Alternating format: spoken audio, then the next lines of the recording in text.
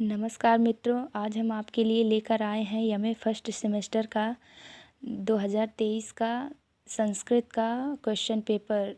ये प्रथम प्रश्न पत्र है जिसका नाम है वेद और उपनिषद। वीडियो में अंत तक जुड़े रहिए क्योंकि इस वीडियो में आपको बहुत सारी जानकारी मिलने वाली है। यदि आप यमए संस्कृत से करना चाहते हैं तो यह पेपर आपके लिए बहुत ही उपयोगी होने वाला है। वीडियो में देर न करते हुए आगे बढ़ते हैं और आपको इस एक एक क्वेश्चन का हल बताते हुए चलते हैं। इसमें पहला खंड अ है अति लघुत्तरी प्रश्न, जिसमें पहला क्वेश्चन है वरुण सूक्त।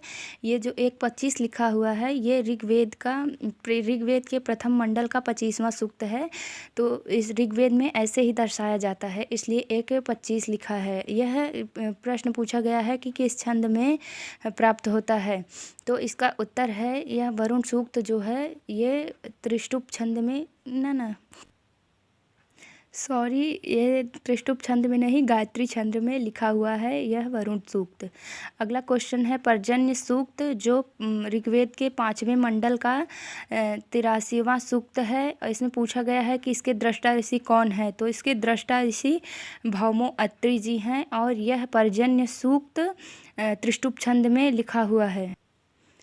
अगला क्वेश्चन है शिक्षावल्ली किस ग्रंथ का भाग है। तो यह कृष्ण यजुर्वेद का जो उपनिषद है तैत्तिरीय उपनिषद, उसका प्रथम अध्याय है जिसका नाम है शिक्षावल्ली। तैत्तिरीय उपनिषद में 3 वल्लियाँ हैं। प्रथम वल्ली है शिक्षावल्ली, दूसरा है ब्रह्मानंदवल्ली, तीसरा भृगुवल्ली।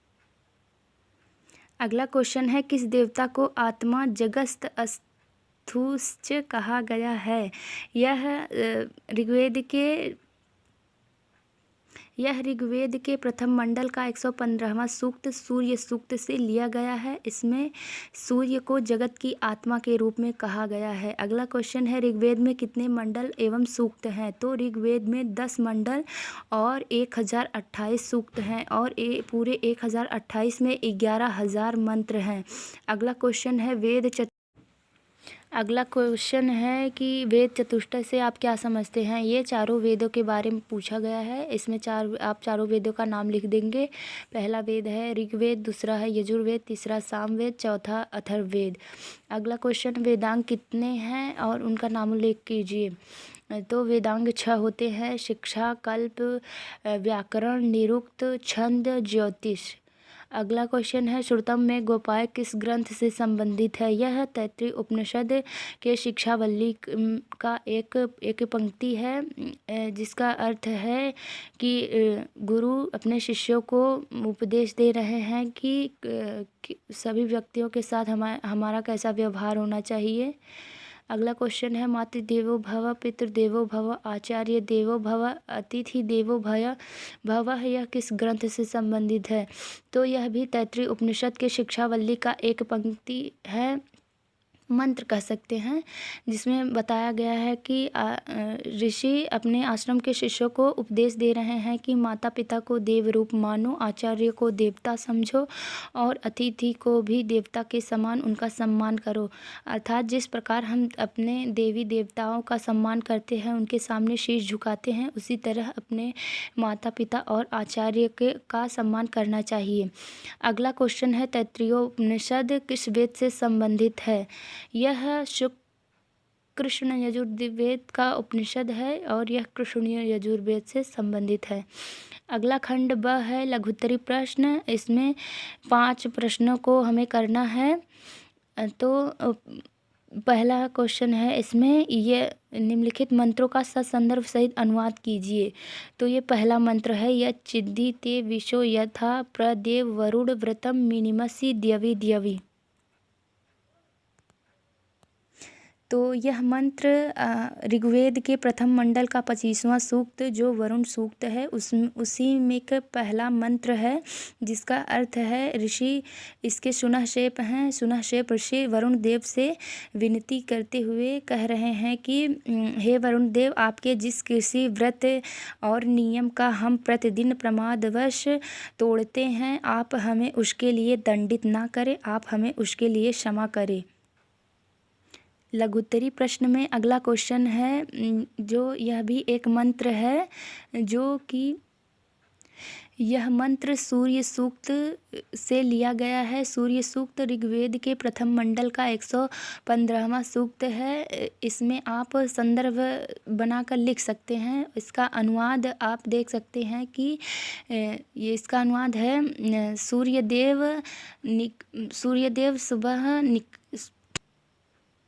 सूर्यदेव उषा काल में उदित हो गए हैं, और जब सूर्यदेव को मित्रदेव, वरुण देव और अग्निदेव देखने के लिए आते हैं, तब वह सूर्यदेव अपने तेजोमय रूप में आकाश में विद्यमान रहते हैं, और यह सूर्यदेव पूरे पृथ्वी लोक पे और अंतरिक्ष लोक पे और द्युलोक में अपने प्रकाश को फैलाए हुए हैं। इसीलिए ऋषि सुनहशेप सूर्यदेव को जगत की आत्मा के रूप में स्वीकार किया है। अगला मंत्र है उषस सूक्त से। उषस सूक्त ऋग्वेद के तृतीय मंडल का 61वां सूक्त है। इसके ऋषि विश्वामित्र जी हैं। विश्वामित्र ने इसमें उषा देवी के रथ का वर्णन किया है, और उषा काल में उषा देवी अपने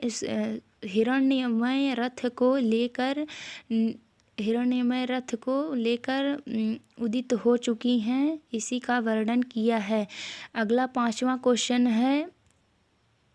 अगला मंत्र पर्जन्य सूक्त से है। यह पर्जन्य सूक्त ऋग्वेद के पंचम मंडल का 83वां सूक्त है। इसके ऋषि भौमो अत्रि जी हैं। इस मंत्र में ऋषि अत्रि ने पर्जन्य देवता, जो कि वर्षा को नियंत्रण करने वाले देवता माने जाते हैं, उनका बहुत ही अच्छे ढंग से वर्णन किया है। आप पर्जन्य सूक्त पढ़ लेंगे, उसमें इस मंत्र को आप अच्छे से समझ सकते हैं। अगला 6वां क्वेश्चन है। अगला क्वेश्चन, यह मंत्र जो है यह शुक्ल यजुर्वेद प्रजापति अध्याय का या फिर प्रजापति सूक्त का पहला ही मंत्र है। इसमें हिरण्यगर्भ रूपी भगवान प्रजापति देव के लिए सभी मनुष्य हविषा का अर्थ है जो हवन सामग्री होती है, वो प्रजापति देव के लिए समर्पित करते हैं। इसी का वर्णन किया गया है। यह ऋग्वेद का ही प्रजापति अध्याय का 23वें अध्याय का एक भाग है। अगला क्वेश्चन है ये। अगले मंत्र की तरफ आगे बढ़ते हैं। अगला मंत्र 7वां है, जो कि राष्ट्राभिवर्धनम सूक्त से लिया गया है। यह ऋग्वेद के प्रथम मंडल का 29वां सूक्त है। इसमें अभिवर्त मणि से ऋषि वशिष्ठ जी प्रार्थना कर रहे हैं कि हे अभिवर्त मणि, आप हमारे जिस मणि से इंद्र को अपने शासन पर रहने, जिस मणि के प्रभाव से देवराज इंद्र देवराज हैं और देवराज इंद्र अपने शासन पर विराजमान हैं, हे ब्राह्मण अस्पते मणि, आप वही मणि हमें समर्पित कीजिए जिससे हम अपने राष्ट्र की उन्नति के लिए, राष्ट्र के कल्याण के लिए उस मणि का प्रयोग कर सके। यही इस अभिवर्त मणि से ऋषि वशिष्ठ प्रार्थना कर रहे हैं। इसी का वर्णन किया गया है। अगला क्वेश्चन है 8वां। ये जो है तैत्तिरीय उपनिषद का शिक्षावल्ली का एक मंत्र है, जिसमें कहा गया है कि शिक्षा व्याख्यास्यामः वर्णः स्वरः